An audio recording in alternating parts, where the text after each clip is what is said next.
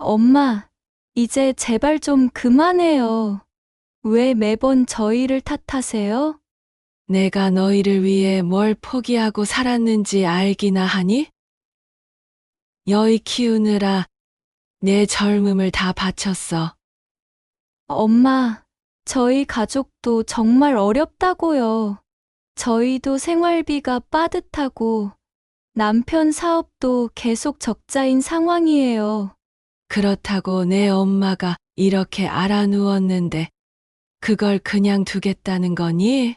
엄마, 솔직히 지금 와서 자꾸 이런 말씀하시면 저희도 부담스럽고 힘들어요. 안녕하세요. 부산에 사는 68세 박순자입니다.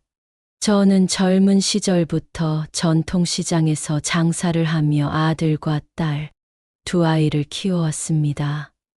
아침 일찍부터 밤늦게까지 가게를 지키며 고생스럽지만 보람찬 날들을 보냈어요.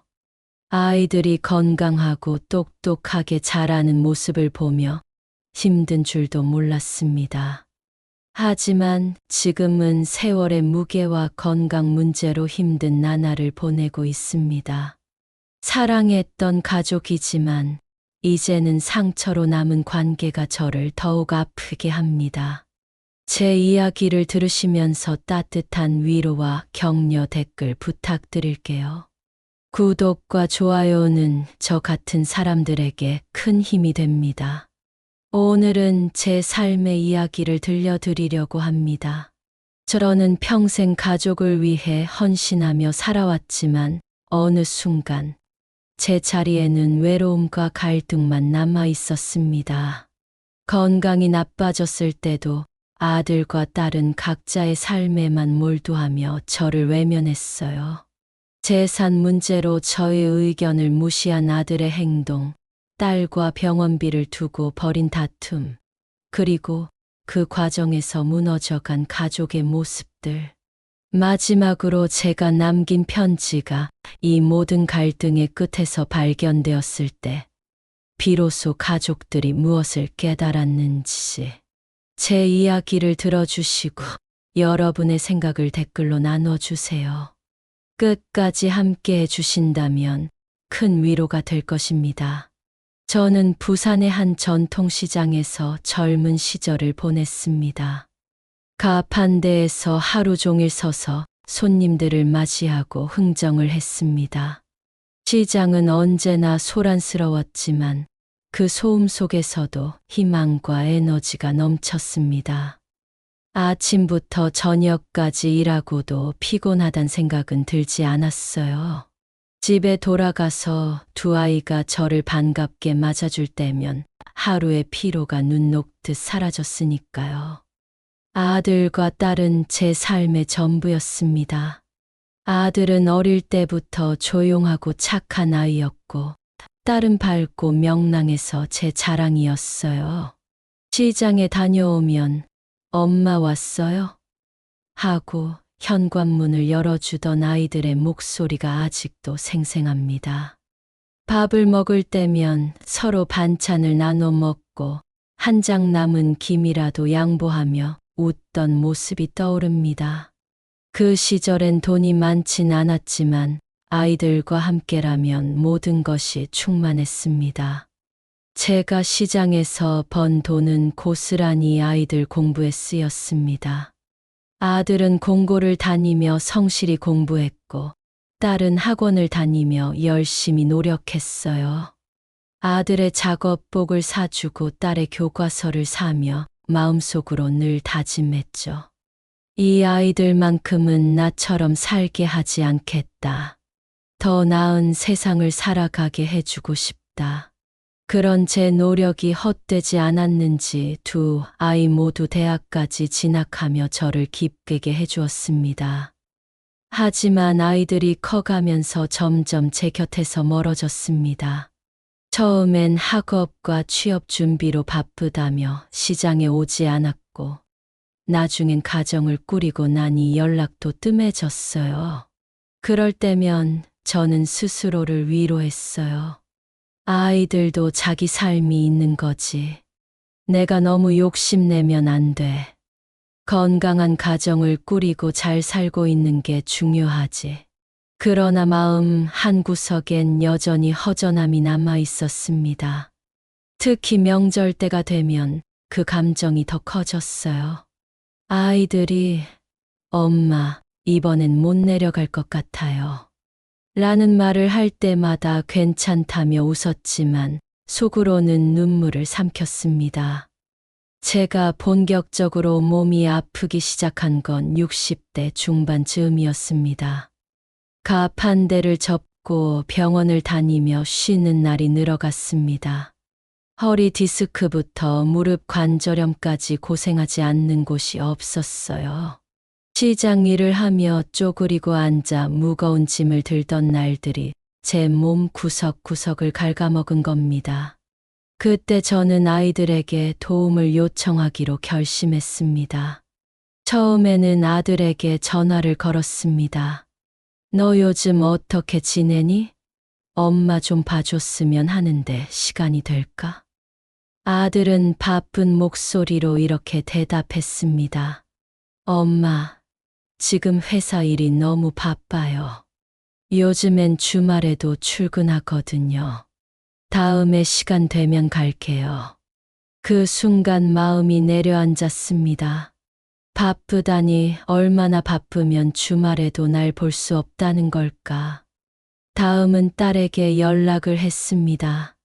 딸은 전화를 받자마자 한숨부터 쉬며 말했습니다. 엄마, 저도 요즘 정말 힘들어요. 아이들 학원비 때문에 허덕이고 있는데 엄마까지 챙기라고 하면 저는 뭘 먹고 살아요? 그 말을 듣고 저는 차마 대답을 할 수 없었습니다. 내가 너희를 위해 모든 걸 바쳤는데 이제는 너희가 나를 도와줄 수 없다는 걸까? 그날 밤 시장에서 집으로 돌아오는 길은 유독 더 길게 느껴졌습니다. 전봇대 밑에서 눈물로 얼룩진 손수건을 쥐고 하늘을 바라봤습니다. 그래도 나의 아이들인데 내가 뭘 더 바라겠나. 그렇게 스스로를 다독이며 다음날 다시 가게 문을 열었지만 마음속에는 점점 더 깊은 외로움이 자리 잡았습니다. 제가 병원을 다녀오기로 한 날 아침부터 허리가 뻐근해 손을 짚고 천천히 일어났습니다. 거울에 비친 제 모습은 너무 초라했습니다. 머리는 이른 아침의 습기로 눌려 있었고 손가락은 마디마디 부어올라 있었습니다. 이 몸으로 혼자 병원에 다녀올 수 있을까? 걱정이 밀려왔지만 누군가에게 도움을 요청하는 일이 어쩐지 두려워졌습니다. 몇 번을 망설이다 결국 아들에게 전화를 걸었습니다. 너 요즘 어떻게 지내니? 엄마가 좀 부탁할 게 있는데. 아들은 분주한 목소리로 대답했습니다. 엄마, 지금 회의 준비 중이에요. 무슨 일이에요? 간단히 말씀해 주세요. 엄마 허리가 많이 아파서 병원에 좀 다녀와야 할 것 같아. 내가 좀 도와줄 수 있겠니? 잠시 정적이 흘렀고 아들은 답답하다는 듯 한숨을 내쉬며 말했습니다. 엄마, 요즘 회사 일이 너무 바빠요. 주말에도 출근해야 할 정도예요. 택시 타고 다녀오시면 안 될까요? 그 말을 듣는 순간 마음이 찢어질 듯 했습니다. 주말에도 엄마를 볼 시간조차 없을 만큼 바쁜 건가? 저는 차마 속마음을 말하지 못하고 대답했습니다. 그래, 내가 그렇게 바쁘면 어쩔 수 없지. 엄마가 알아서 다녀올게. 아들에게 전화를 끊고 난 뒤 의지할 곳이 없는 현실이 갑자기 크게 다가왔습니다. 어디서부터 잘못된 걸까? 내가 아이들에게 너무 많은 걸 바랐나? 마음이 무거워지면서도 딸에게 한번 부탁해 보기로 했습니다. 딸은 평소에도 아이들 학원 문제며 남편 사업 문제로 고민이 많다고 털어놓곤 했습니다. 그래도 엄마가 도움을 요청하면 다르게 반응하지 않을까 기대했어요. 엄마, 왜 이리 자주 아프신 거예요? 병원에 자주 가면 돈도 돈이지만 저도 너무 부담돼요. 딸의 목소리는 벌써부터 짜증이 묻어났습니다. 엄마가 병원비를 내달라고 하는 게 아니야. 병원 갈 때 같이 가줄 사람이 필요해서 그래. 엄마, 저도 요즘 여유가 없어요. 남편도 사업이 어렵고 아이 학원비에 대출 이자까지 밀리고 있어요. 이런 상황에서 엄마까지 챙기라고 하시면 저도 너무 힘들어요. 그 말에 더는 말을 잇지 못했습니다. 목구멍까지 올라온 억울함과 외로움을 꾹 삼키고 이렇게 말했어요. 그래, 알았다. 너도 힘들겠지. 엄마가 알아서 다녀올게. 전화를 끊은 뒤 저는 부엌 의자에 주저앉았습니다. 눈앞에 있는 찬장 문이 허공에서 흔들리는 것처럼 보였습니다. 내가 이렇게까지 외로운 사람이었나? 내가 너무 많은 걸 바라서 이런 말을 듣는 걸까? 속으로는 딸의 말을 이해하려고 노력했지만 가슴 한구석에서는 도저히 납득이 가지 않았습니다. 며칠 뒤 병원에 혼자 갔을 때 저는 의사에게 충격적인 이야기를 들었습니다. 허리 상태가 매우 심각합니다. 수술을 권유드리고 싶습니다. 비용은 꽤 나올 겁니다. 가족들과 상의해 보세요. 가족들과 상의하라는 말이 머릿속에서 계속 맴돌았습니다. 가족. 지금 나를 외면하는 그 가족들에게 상의를 해야 한다고? 집으로 돌아오는 길, 도로 위를 달리는 차들 사이에서 제 위치가 어디인지 알 수 없을 정도로 마음이 혼란스러웠습니다. 며칠 후 우연히 아들이 가족 재산을 처분했다는 소식을 들었습니다. 제가 아끼고 아껴 마련했던 작은 땅이었습니다. 아들은 그 땅을 팔아 자신과 가족을 위한 비용으로 사용했다고 말했습니다. 그때 저는 더 이상 참을 수가 없었습니다. 내게 한마디 상의도 없이 그 땅을 팔아버린 거니? 그 땅이 어떤 의미인지 내가 알기나 하니? 아들은 무덤덤하게 대답했습니다. 엄마, 그 땅은 아무도 쓰지 않잖아요. 필요해서 팔았어요. 저도 제 가족을 지켜야죠. 내가 가족을 지키는 동안 나는 무너져 가고 있어. 너는 그걸 전혀 모르겠니? 아들이 땅을 처분한 일은 결코 단번에 이루어진 일이 아니었습니다. 그 시작은 몇 달 전 아들이 저를 찾아왔을 때부터였습니다. 오랜만에 만난 아들은 무척 지쳐 보였고 말투에도 어딘가 초조함이 묻어 있었습니다. 엄마, 요즘 회사 일이 잘 안 돼서 많이 힘들어요. 아이들 학원비에 생활비까지 빠듯해서 정말 숨이 막혀요. 저는 걱정스러운 마음에 물었습니다. 내가 그렇게 힘들면 엄마가 도울 방법이 있을까? 내 아버지가 계셨으면 더 좋았을 텐데. 아들은 고개를 숙이며 말을 이어갔습니다.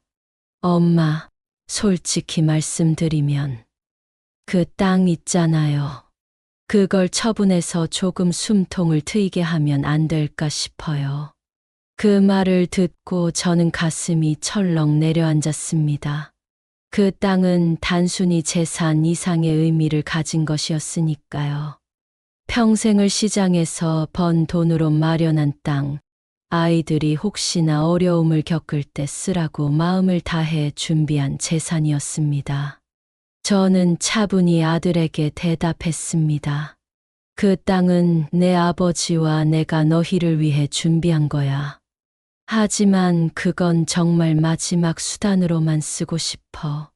지금 당장 그렇게까지 해야 할 필요가 있는 거니? 아들은 한숨을 쉬며 말했습니다. 엄마, 지금은 너무 급한 상황이에요. 저희도 최선을 다하고 있지만 도저히 감당이 안 돼요. 엄마가 조금만 도와주시면 정말 감사할 것 같아요. 그날 밤, 저는 잠을 이루지 못했습니다. 내가 이 땅을 지키기 위해 얼마나 노력했는데, 이렇게 쉽게 포기해도 되는 걸까? 하지만 한편으로는 아들의 말이 마음에 걸렸습니다. 정말 저 아이가 그렇게 힘들다면 내가 너무 욕심을 부리는 건 아닐까? 며칠을 고민한 끝에 저는 아들과 다시 이야기를 나눴습니다. 내가 이 땅을 마련하기까지 얼마나 고생했는지 알지?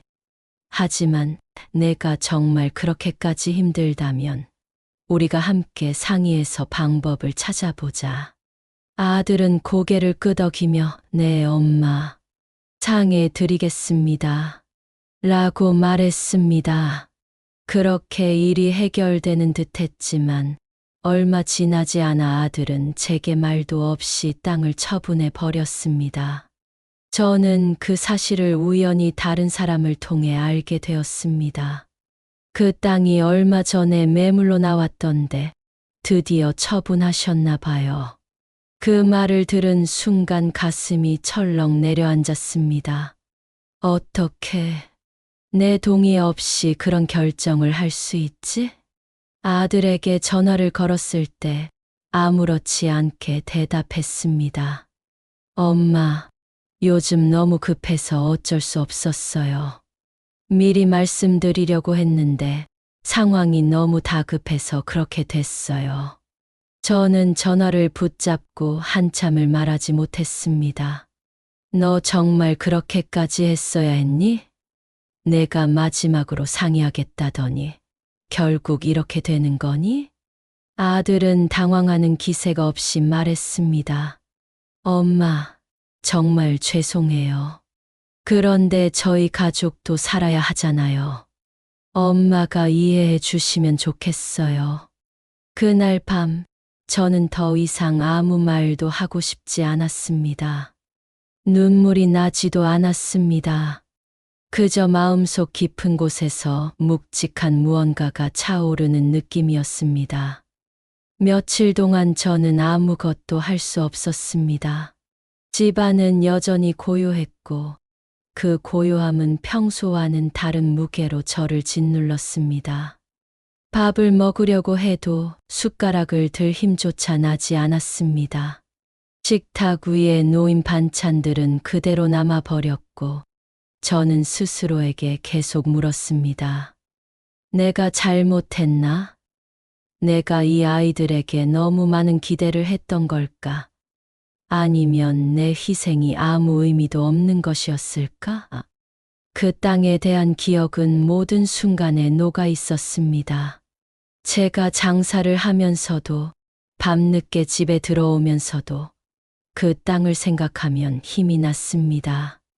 이 땅은 나의 자식들을 위해 남겨야지. 그들이 힘들 때 버팀목이 될 거야. 하지만 그 땅은 이제 제 손을 떠났고 저는 그 사실을 인정할 수도 부정할 수도 없는 상태였습니다. 며칠 뒤 딸에게 아들 이야기를 꺼냈습니다. 내 오빠가 땅을 처분했더라.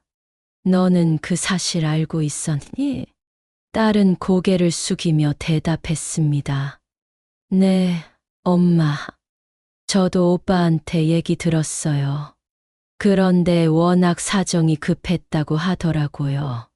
그 말을 들은 순간 제 마음속 깊은 곳에서 또 다른 배신감이 밀려왔습니다. 너도 알고 있었는데 왜 아무 말도 안 했지? 너희 둘 다 나를 이렇게 홀로 남겨두는 거니? 저는 담담하게 물어보려 했지만 목소리가 떨렸습니다. 내가 그걸 알고도 나한테 말하지 않았니? 내 오빠가 상의도 없이 그런 일을 벌인 걸 보고도 아무 말도 안 한 거야?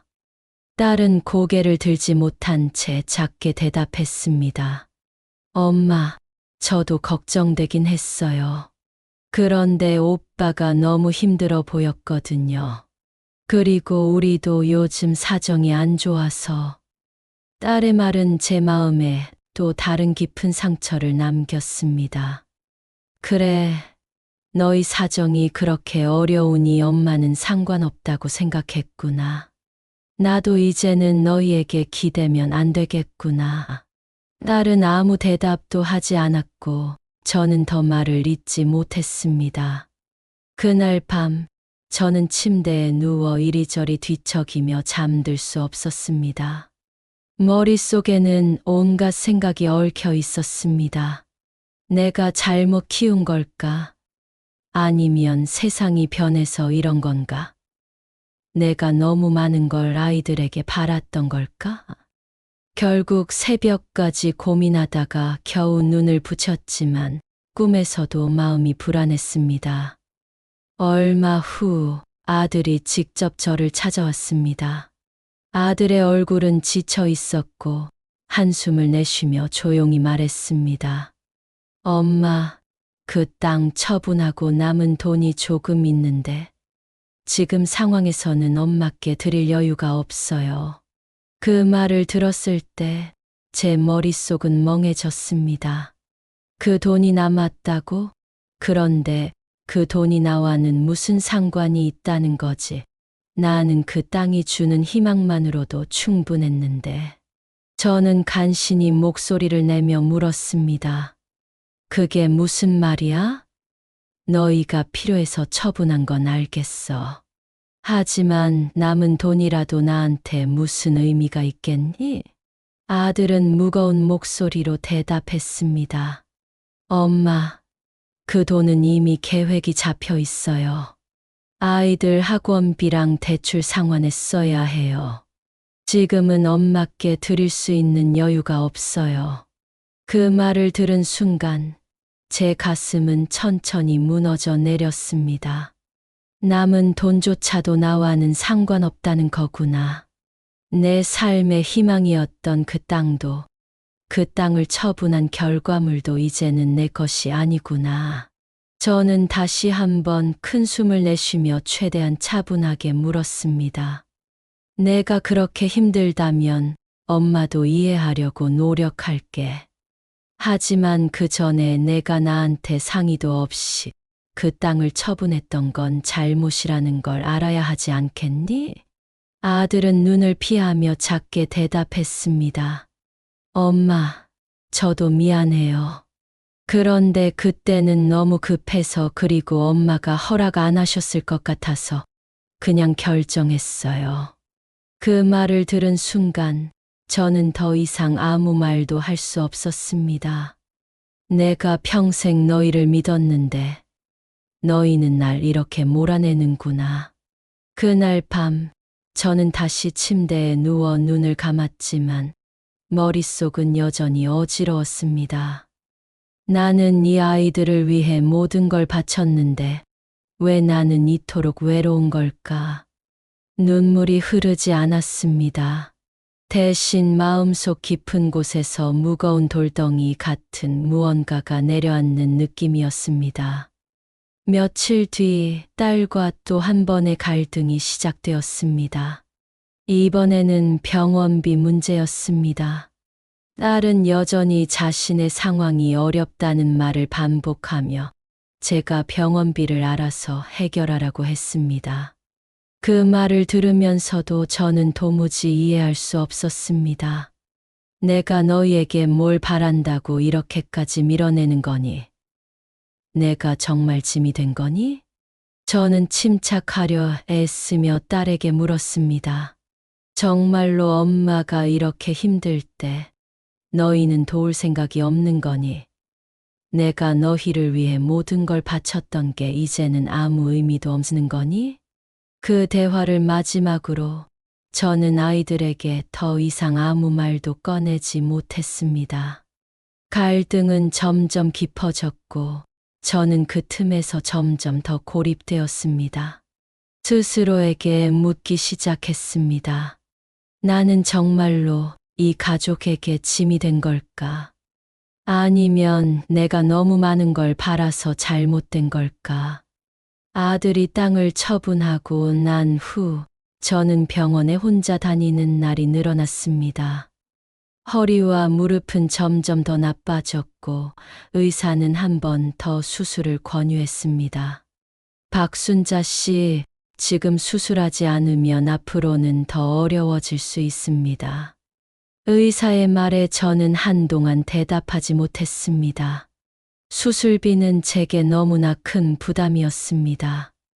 땅을 처분하기 전이라면 수술비 정도는 해결할 수 있을 거라고 막연히 믿었는데, 이제는 모든 것이 달라졌습니다. 이제 내가 가진 게 아무것도 없구나. 이 몸도, 재산도, 기대할 가족도. 며칠 후 병원에서 받은 견적서를 손에 쥐고 집으로 돌아왔습니다. 견적서 위에 적힌 수술비를 보며 한참 동안 고민했습니다. 아이들에게 이 얘기를 해야 할까? 하지만 아이들에게 또다시 부탁하는 건 너무 큰 부담을 주는 일이겠지. 결국 저는 그날 밤 아무에게도 연락하지 않고 혼자 방 안에 앉아 견적서를 바라보았습니다. 창밖으로 비치는 희미한 가로등 불빛이 너무도 차갑게 느껴졌습니다. 다음 날 딸에게 어렵게 전화를 걸었습니다. 엄마가 병원비를 해결해야 할 일이 있는데 혹시 내가 조금만 도와줄 수 있을까? 딸은 잠시 정적이 흐르더니 깊은 한숨과 함께 대답했습니다. 엄마, 저도 정말 도와드리고 싶어요. 그런데 요즘 우리도 너무 힘들어요. 남편 사업은 여전히 어렵고 아이들 학원비며 대출 이자며 숨 막히는 상황이에요. 딸의 말은 분명 현실적인 사정을 담고 있었지만 제게는 너무나 차갑게 들렸습니다. 엄마가 내 사정을 모르는 건 아니야. 그런데 엄마가 이렇게 힘든데 조금만 도와줄 순 없는 거니? 딸은 대답 대신 한참 동안 조용히 있었습니다. 그 침묵이 너무나 무겁게 느껴졌습니다. 이제는 더 물어볼 필요도 없겠구나. 내가 이렇게 부탁하는 게 너에게는 짐이 되는 거겠지. 며칠 후 저는 아들에게도 연락을 해보기로 했습니다. 엄마가 병원비가 필요해서 그러는데 혹시 내가 조금이라도 도움을 줄 수 있을까? 아들은 망설이는 듯한 목소리로 말했습니다. 엄마, 저도 지금 상황이 너무 안 좋아요. 회사 일도 힘들고 아이들 학비에다 생활비도 빠듯해서 솔직히 어떻게 해야 할지 모르겠어요. 아들의 목소리에는 미안함이 섞여 있었지만 그 말은 또 한 번 저를 무너뜨렸습니다. 이제는 아무것도 기대할 수 없구나. 내가 나를 책임져야 하는데 나조차도 나를 감당할 힘이 없구나. 그날 밤 저는 병원비 청구서를 책상 위에 올려놓고 한참 동안 멍하니 앉아 있었습니다. 저를 비추는 스탠드 조명은 점점 더 어둡게 느껴졌습니다. 이제 정말 나 혼자서 모든 걸 해결해야겠구나. 하지만 내가 이 상황을 어떻게 버텨낼 수 있을까? 문득 그동안 시장에서 고된 일을 하면서도 희망을 잃지 않았던 자신과 지금의 제가 너무나 다르게 느껴졌습니다. 그로부터 몇 주 동안 저는 혼자 병원에 다니며 치료비를 조금씩 해결해 나갔습니다. 전통시장에서 오래 알고 지낸 친구들에게도 조금씩 도움을 요청하며 간신히 병원비를 마련했습니다. 하지만 몸과 마음은 점점 더 무너져 가고 있었습니다. 집으로 돌아올 때마다 느껴지는 공허함과 외로움은 말로 다 표현할 수 없을 정도였습니다. 그러던 어느 날 저는 문득 아이들에게 마지막으로 제 마음을 전해야겠다고 결심했습니다. 아이들에게 진심을 전하는 것만으로도 나의 짐이 조금은 가벼워질 수 있지 않을까. 저는 작은 편지지를 꺼내 글을 써 내려가기 시작했습니다. 너희에게 무언가를 요구하려고 이 편지를 쓰는 게 아니다. 그저 너희가 내 마음을 조금이라도 이해해 주길 바란다. 나는 너희를 위해 모든 걸 바쳤고 지금도 너희를 사랑한다. 하지만 내가 지금 얼마나 외로운지 그리고 얼마나 힘든지 너희가 알아줬으면 좋겠다. 편지를 써내려 가는 동안 저는 몇 번이고 멈춰서 눈물을 닦아야 했습니다. 펜 끝이 흔들릴 정도로 손이 떨렸고 글자가 번지기도 했습니다. 이 편지가 정말 내 마음을 전할 수 있을까? 아니면 아이들에게 또 다른 짐이 되는 건 아닐까? 하지만 편지를 완성한 뒤에는 조금은 마음이 가벼워졌습니다. 편지를 우체통에 넣고 돌아오는 길, 저는 한동안 묘한 감정에 사로잡혔습니다. 편지를 보내기까지 얼마나 고민했던가. 아이들에게 내 마음을 조금이라도 이해시킬 수 있을지 아니면 그저 짐이 되는 것일지. 여러 가지 생각이 교차했지만 지금 할 수 있는 최선은 그것뿐이었습니다. 이제 더는 아이들에게 요구하지 않겠어. 다만 내가 어떤 마음으로 살았는지 그리고 지금 얼마나 외로운지 알리고 싶었을 뿐이야. 며칠이 지나고도 아이들로부터 아무런 연락이 없었습니다. 전화를 기다리는 시간이 길어질수록 마음은 점점 조용해졌습니다. 아마 이 편지도 결국 아이들에게는 큰 의미가 없을지도 모르지. 하지만 내가 내 마음을 표현했다는 것만으로도 충분해. 그리고 어느 날 아들과 딸로부터 각각 연락이 왔습니다. 아이들의 목소리는 평소와 크게 다르지 않았습니다. 제가 기대했던 것보다 담담했습니다. 눈물을 흘리며 사과하거나 급히 찾아오지는 않았습니다. 그들의 현실도 저처럼 무겁고 복잡할 테니 저는 그저 그들의 마음속 어딘가에 제 이야기가 남아있기를 바랐습니다. 아이들에게 큰 변화는 바라지 말자. 그저 아이들의 마음속에 작은 울림이라도 남았다면 그걸로 된 거야. 그날 밤 저는 긴 한숨을 내쉬며 생각했습니다. 결국 나를 바꿀 수 있는 건 나 자신뿐이야. 내가 이 외로움을 어떻게 극복하느냐에 따라 내 남은 삶이 달라질 거야. 저는 조금씩, 아주 조금씩 변화하기로 결심했습니다. 다음 날 아침, 저는 동네의 작은 공원으로 나갔습니다. 한동안 몸이 아파 집에만 틀어박혀 있었지만, 이제는 스스로에게 작은 변화를 주고 싶었습니다. 공원 벤치에 앉아 지나가는 사람들을 보며 저는 새로운 다짐을 했습니다. 내가 아이들에게만 의지하려고 했던 걸 이제는 멈춰야 해. 내가 나를 지키지 않으면 누구도 대신할 수 없으니까. 며칠 뒤 저는 시장 친구들에게 연락을 했습니다. 오랜만에 만난 저를 반갑게 맞아주었고 이런저런 이야기를 나누며 저를 다시 환영했습니다. 순자야, 요즘 어떻게 지냈어? 얼굴이 좀 안 좋아 보인다. 그들의 따뜻한 관심이 제게 큰 위로가 되었습니다.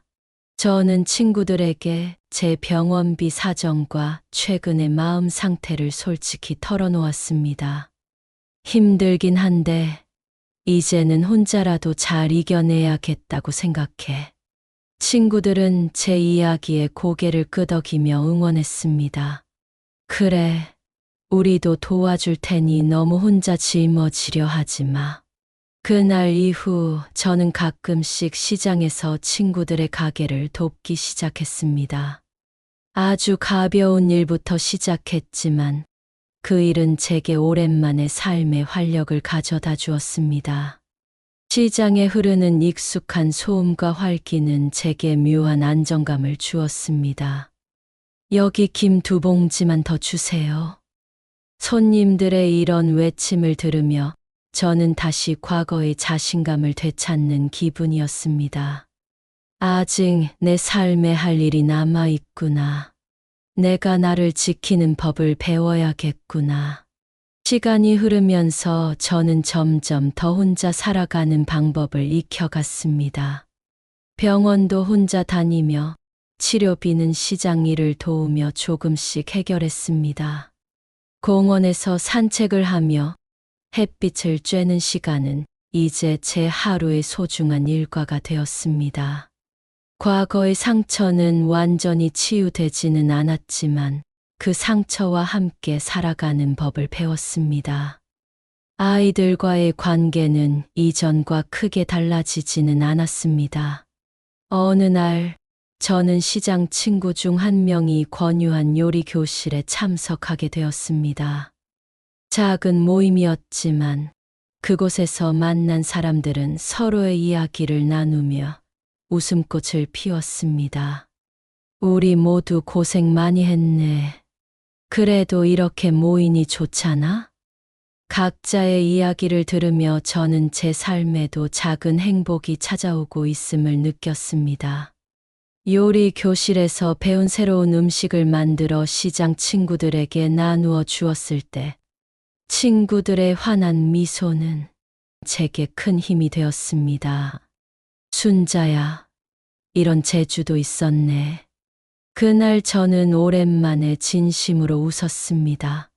이렇게 작은 것에서 행복을 찾는 게 내가 앞으로 살아갈 방식이구나. 지금 저는 아이들에게 더 많은 것을 바라지 않기로 결심했습니다. 아이들이 제 편지를 읽고 큰 변화를 보이지 않았지만 아이들의 삶에 제 이야기가 작은 울림으로 남아있기를 바랍니다. 가족은 때로 멀어진 것처럼 느껴져도 결국 다시 돌아오는 길이 있을지도 몰라. 저는 더 이상 과거에 매달리지 않고 오늘 하루를 소중히 살아가기로 했습니다. 가끔씩 외로움이 찾아와도 그 순간마저도 제가 견뎌야 할 삶의 일부로 받아들이고 있습니다. 저도 여러분처럼 힘들고 고단한 삶의 시간을 보내왔습니다. 아이들과의 갈등은 저를 외롭게 했고 오랜 세월 쌓아온 희망이 무너진 것 같은 절망감에 빠졌습니다. 그동안은 아이들이 저를 지켜줄 거라는 믿음 하나로 버텨왔지만 결국 제가 기대야 할 사람은 나 자신이라는 걸 깨달았습니다. 이제 저는 더 이상 과거에 얽매이지 않으려 합니다. 아이들이 제 편지를 읽고 크게 변하지 않았고 저에게 감격적인 반응을 보이지도 않았습니다. 아이들은 여전히 바쁘고 자신들의 삶을 살아가기에 여념이 없습니다. 그 사실이 처음에는 저를 더욱 아프게 했지만 지금은 조금씩 이해할 수 있게 되었습니다. 삶은 누구에게나 벅차고 고단한 싸움일 것입니다. 저의 아이들도 그들만의 고충을 안고 하루하루를 살아가고 있다는 것을 인정하게 되었습니다. 저는 이제 도움을 바라거나 제가 기대했던 모습을 강요하지 않으려고 합니다. 대신 제가 제 자신을 돌보기로 결심했습니다. 병원비 문제도 스스로 해결하며 작은 일을 통해 다시 제 자리를 찾아가는 과정에서 새로운 힘을 얻고 있습니다. 시장 친구들과의 같이 보내는 시간, 공원에서의 산책, 그리고 요리 교실에서 만난 새로운 인연들. 그들이 저에게 주는 작지만 따뜻한 순간들은 제게 새로운 삶의 방향을 보여주고 있습니다. 저는 이제 깨달았습니다. 삶은 완벽할 수 없으며 때로는 우리가 사랑하는 사람들에게도 기대지 못할 때가 있습니다. 그럴 때 필요한 것은 스스로를 지탱할 힘을 찾고 작은 행복에서 위안을 얻는 것입니다. 물론 저도 여전히 외로운 순간들이 많습니다. 아이들이 더 자주 찾아와 주었으면 하는 바람은 여전히 마음 한구석에 자리하고 있습니다. 하지만 이제 저는 더 이상 그 외로움에 갇혀 살지 않기로 했습니다.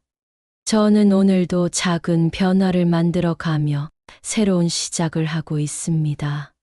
삶은 여전히 쉽지 않지만 스스로를 위한 작은 노력들은 제게 큰 변화를 가져다 주고 있습니다. 여러분도 힘든 시간을 보내고 계신가요? 삶이 여러분을 외롭게 하고 가족이나 사랑하는 사람들과의 관계에서 실망을 느끼셨나요? 그렇다면 한 가지 말씀드리고 싶습니다. 여러분 자신을 돌보세요. 스스로에게 더 많은 시간을 주고 더 많은 사랑을 주세요. 그것이 처음에는 어색하게 느껴질지 몰라도 결국엔 가장 큰 힘이 되어 줄 것입니다. 저도 그렇게 하고 있습니다. 이전과는 다른 방식으로, 하지만 더 단단해진 마음으로 제 새로운 하루를 시작하고 있습니다. 여러분도 힘내세요. 어쩌면 삶의 작은 변화가 여러분의 세상을 바꿀지도 모릅니다. 제 이야기가 여러분에게 작은 위로와 공감이 되기를 바랍니다. 삶의 무게를 견디고 계신 모든 분들께 제 진심 어린 응원을 보냅니다. 여러분은 혼자가 아닙니다. 댓글로 여러분의 생각과 경험을 나누어 주시면 감사하겠습니다. 구독과 좋아요는 저에게 큰 힘이 됩니다. 끝까지 제 이야기를 들어주셔서 진심으로 감사합니다. 여러분의 하루가 조금 더 따뜻해지기를 바랍니다.